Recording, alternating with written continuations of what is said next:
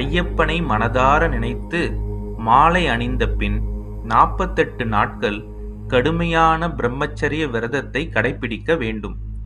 விரத நாட்களில் புற தூய்மை அவசியம் என்பதால் தினமும் காலையிலும் மாலையிலும் குளிர்ந்த நீரில் நீராடி ஐயப்பனை தொழுது ஐயப்பன் அஷ்டோத்திரம் படித்து வர வேண்டும். வீட்டின் அருகில் நடக்கும் ஐயப்ப பூஜைகளில் கலந்து கொண்டு சேவை செய்யலாம். அன்னதானம் தரும் நிகழ்வுகளிலும் ஐயப்பமார்கள் உதவி செய்வது நல்லதொரு பாக்கியம்.